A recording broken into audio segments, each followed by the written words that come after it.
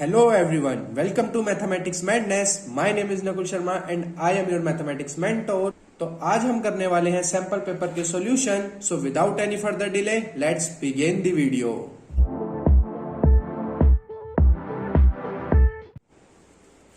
Question number 1.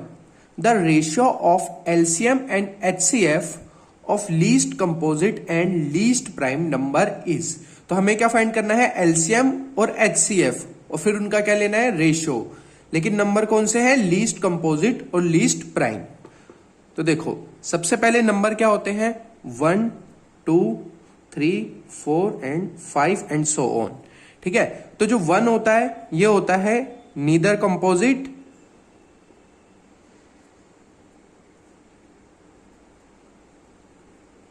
Nor prime. तो जो 1 होता है वो ना तो कंपोजिट होता है ना ही प्राइम होता है, तो हम 1 को नेग्लेक्ट कर देंगे. अब 2 है लीस्ट प्राइम नंबर. तो लीस्ट प्राइम नंबर क्या हो गया? 2, क्योंकि 2 सिर्फ अपने टेबल से और 1 के टेबल से डिविजिबल होता है. अब 3 और 4 हमें मिल गया लीस्ट कंपोजिट नंबर.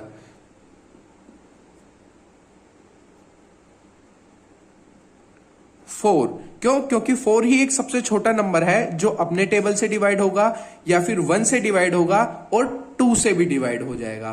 तो हमें लीस्ट प्राइम और लीस्ट कंपोजिट नंबर मिल. सबसे पहले हम क्या लेंगे? LCM. तो LCM क्या आएगा? 2,4 का 2, 1 एंड 2, 2, 1 एंड 1. तो LCM आया इनका 2 इंटू 2 4. तो LCM आया 4. और अब HCF क्या होता है? HCF होता है हाईएस्ट कॉमन फैक्टर. तो इन दोनों को डिवाइड करने वाला हाईएस्ट नंबर क्या है? वो है 2. देयरफॉर रेशियो क्या आ जाएगा? LCM upon HCF. तो LCM है 4 और HCF है 2. तो कैंसिल होके ये आएगा 2. तो correct option is 2:1. Question number 2. The value of K for which lines this and this coincide. तो coincide के कॉन्सेप्ट के लिए क्या होता है कि A1 upon A2 equal to B1 upon B2 equal to C1 upon C2 होना चाहिए. अगर ये कंडीशन सेटिस्फाई होती है तो लाइन कोइंसाइड करेंगी. तो यहां पे A1 की वैल्यू है 5 और A2 की वैल्यू है 15 इक्वल टू B1 की वैल्यू है 7 और B2 की वैल्यू है 21 इक्वल टू 3 अपॉन K. अब हम कोई भी दो इक्वेशन यूज कर सकते हैं. तो हम लेते हैं फर्स्ट एंड थर्ड. तो 5 upon 15 equal to 3 upon K. तो 1 upon 3 and K is equal to 9. So correct option is option A. Question number 3. A girl walks 200 metre towards east. Solution 3, 200 meter towards east and then 150 meter towards north. फिर north की तरफ 150 metre और starting point is O. The distance of girl from starting point is. तो हमें girl का starting point से distance find करना है. तो ये देखो ये एक राइट एंगल ट्राइंगल है. तो इसमें जो OA होगा उसका स्क्वायर इक्वल होगा 200 square plus 150 square Pythagoras theorem से. और OA का स्क्वायर कितना हो गया? 4 1 2 3 4 0 प्लस 2 2 5 00. और जब हम इसे ऐड करेंगे तो 6 2 5 00 OA अंडर रूट 6 2 5 00. तो OA कितना आएगा? OA आएगा 250 मीटर 250 मीटर. क्यों? क्योंकि 625 25 का स्क्वायर होता है और यहां पे 100 10 का. तो 250 हम OA की वैल्यू है. तो करेक्ट ऑप्शन है option number B. Question number 4. अब देखो क्वेश्चन नंबर 4 बहुत अच्छा क्वेश्चन है क्योंकि इसमें 2-3 कंसेप्ट यूज हो रहे हैं. तो ध्यान से देखो क्वेश्चन नंबर 4 को. The length of diagonals of rhombus are 24 centimetre and 32 centimetre. Then the length of altitudes of rhombus is. तो देखो सबसे पहले area of rhombus base into altitude. और दूसरा फॉर्मूला होता है एरिया ऑफ रोम्बस का, that is half into product of diagonal. Okay, तो एरिया यहां से सेकंड फॉर्मूले से क्या आ जाएगा, हाफ, और प्रोडक्ट ऑफ डायगोनल हो जाएगा 32 इंटू 24। तो 2 से कैंसिल हुआ 16, तो एरिया आया 16 इंटू 24। अगर अब हमें बेस इंटू ऑल्टीट्यूड वाला फॉर्मूला यूज करना है तो उसके लिए हमें बेस फाइंड करना पड़ेगा। अगर देखो ये हमारा गिवन रोम्बस है ABCD, तो रोम्बस की दो प्रॉपर्टी होती हैं। सबसे पहली प्रॉपर्टी कि ये जो पॉइंट O होगा, O is mid point of AC and BD, कि जो रोम्बस में जब डायगोनल इंटरसेक्ट करते हैं जिस पॉइंट पर, तो वो पॉइंट मिड पॉइंट होता है डायगोनल का। तो पहला कंसेप्ट था ये, और दूसरा था कि ये जो एंगल क्रिएट होंगे यहां पे, ये एंगल 90 डिग्री के होंगे। ओके, तो देखो अगर मैं BD को 24 सेंटीमीटर का लूं तो ये हो गया 12 और ये हो गया 12। क्यों? क्योंकि O मिड पॉइंट है, और ये भी हो जाएगा 16 और ये भी हो गया 16। तो अब ये क्या है, DC या फिर AD या फिर AB, कोई भी एक साइड ले सकते हैं जिससे हम रोम्बस का बेस फाउंड कर सके। तो इन ट्राइंगल ODC, तो DC का स्क्वायर इक्वल टू 12 का स्क्वायर प्लस 16 का स्क्वायर, तो DC इक्वल टू में 144 plus 256 and DC equal to under root 400 और DC इक्वल टू 20 सेंटीमीटर। तो जो बेस DC किसके बराबर है, बेस के बराबर है, तो बेस कितना आ गया 20 सेंटीमीटर। तो देखो एरिया हमें पता है वो है 16 इंटू 24, और बेस कितना आया अभी 20 into altitude.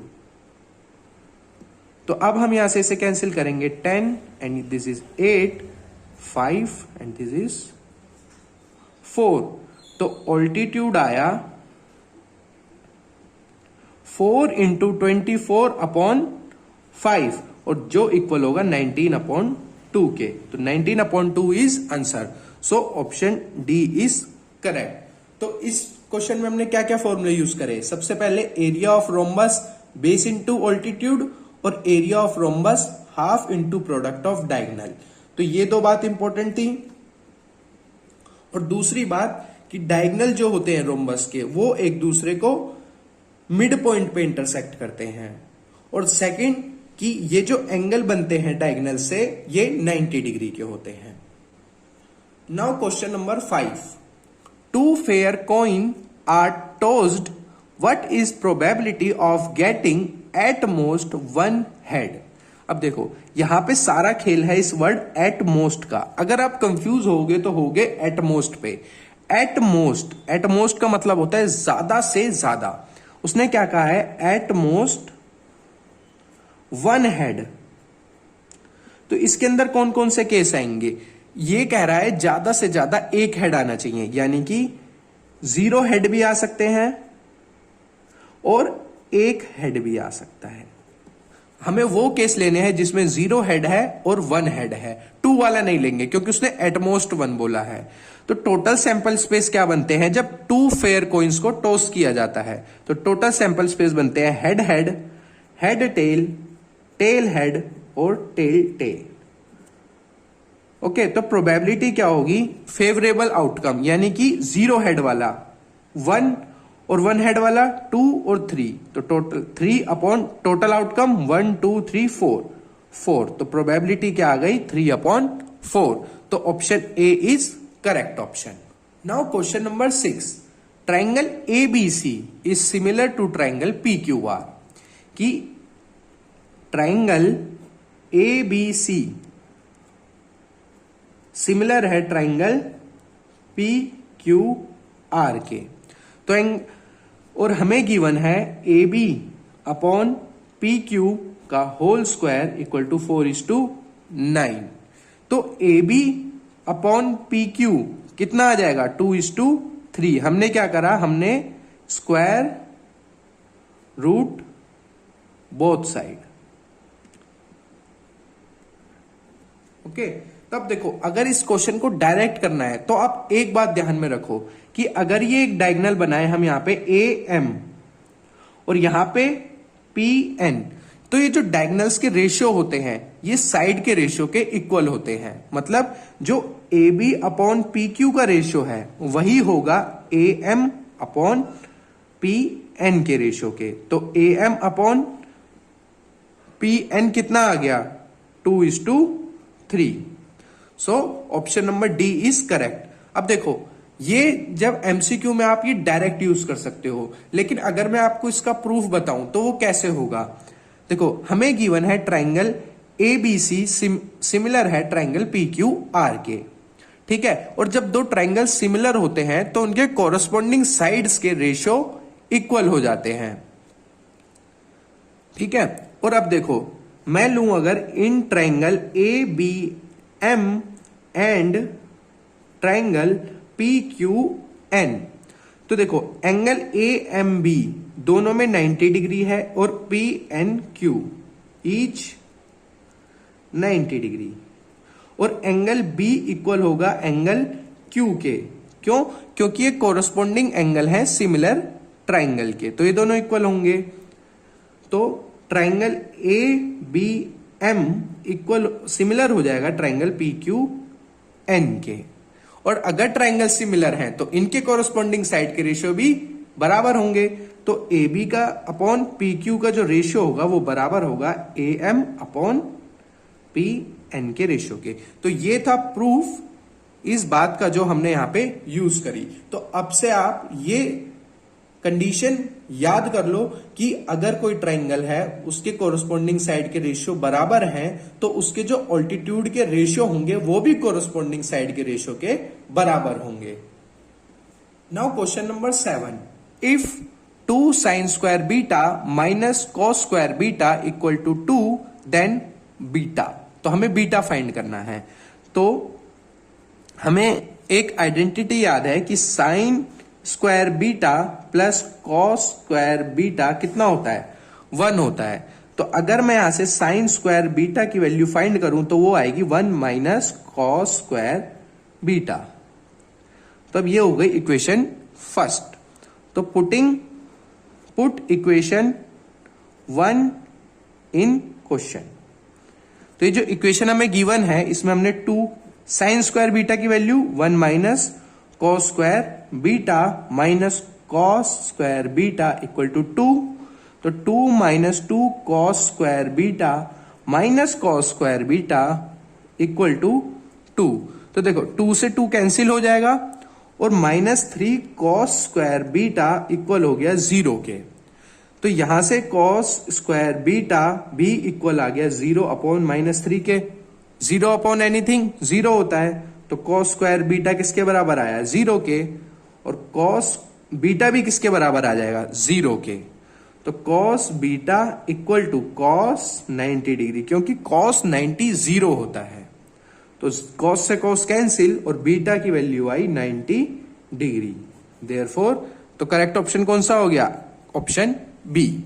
Now question number 8, prime factor of denominator of rational number with decimal expansion 44.123 r।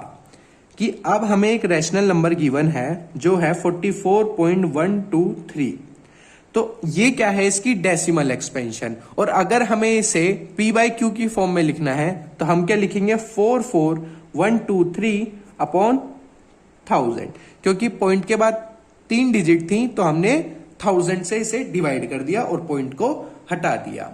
अब हमें क्या बताना है, प्राइम फैक्टर ऑफ डिनोमिनेटर, कि ये जो डिनोमिनेटर है इसके प्राइम फैक्टर क्या होंगे। तो देखो ऑप्शन देखो 2 3 2 3 5 2 5 एंड 3 5। क्या 1000 कभी 3 से डिवाइड होगा, नहीं। तो जिस जिस ऑप्शन में 3 है उसे एलिमिनेट कर दो। एलिमिनेट करा तो ऑप्शन कौन सा बचा, सिर्फ ऑप्शन सी। तो ऑप्शन सी करेक्ट ऑप्शन है, क्योंकि हम 1000 को कैसे लिख सकते हैं 44 1 2 3 अपॉन 2 की पावर 3 इंटू 5 की पावर 3। तो जो प्राइम फैक्टर होंगे इसके डिनोमिनेटर के वो होंगे 2 और 5। तो 2 और 5 is correct answer. Now question number 9, the line x equal to a and y equal to b are. तो देखो ये है एक कार्टेशियन प्लेन हमने ड्रॉ करा, ओके, और जिसमें ये है x एक्सिस और ये है y एक्सिस। तो लाइन है x इक्वल टू a की वैल्यू तो हमें नहीं पता, तो हम लेट कर लेते हैं कि ये x इक्वल टू a है, और y इक्वल टू b, और y इक्वल टू b ये है y इक्वल टू b। तो ये दोनों लाइन एक पॉइंट पे इंटरसेक्ट कर रही हैं, तो इसका करेक्ट ऑप्शन क्या होगा? इंटरसेक्टिंग। और अगर आपको पेपर में ऐसा क्वेश्चन आता है और आपको अगर समझ नहीं आ रहा, तो आप क्या करो, a और b को अपनी तरफ से कोई वैल्यू दे दो। जैसे कि मान लो x equal to 2 and y equal to 3, और अब इसे ड्रॉ करके देखो। तो x इक्वल टू 2 क्या होगा? 1 2, तो x इक्वल टू 2 होगा ये वाली लाइन, ओके, और y इक्वल टू 3 1 2 3, तो y इक्वल टू 3 होगी ये वाली लाइन। तो ये दोनों लाइन एक पॉइंट पे इंटरसेक्ट कर रही हैं, इसका मतलब ये लाइन भी क्या होंगी? इंटरसेक्टिंग होंगी। Therefore option A is correct option. Question number 10, find the distance of point a -5,6 from origin. देखो ए पॉइंट हमें गिवन है -5,6, और डिस्टेंस कहां से फाइंड करना है? ओरिजिन से। ओरिजिन क्या होता है? 0,0।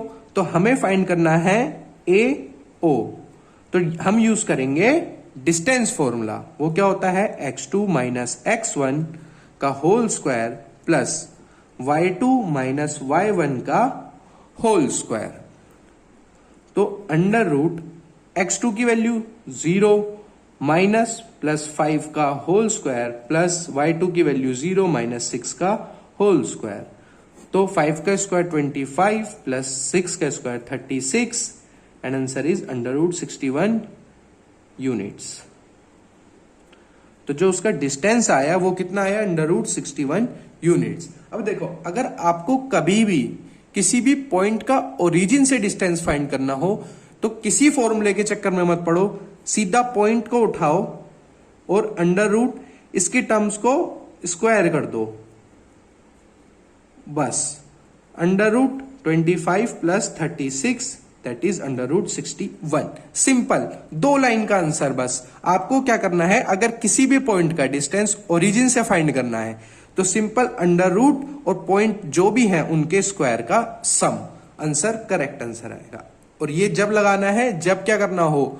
डिस्टेंस ओरिजिन से फाइंड करना हो। तो इसी के साथ इस वीडियो को फिनिश करते हैं, और बाकी के क्वेश्चन के लिए वीडियो की लिंक डिस्क्रिप्शन में है, जाओ और बाकी के क्वेश्चन भी देखो। और अगर ये वीडियो अच्छी लगी है तो वीडियो को लाइक कर दो, चैनल को सब्सक्राइब कर दो, और वीडियो शेयर करो अपने दोस्तों के साथ। Thank you.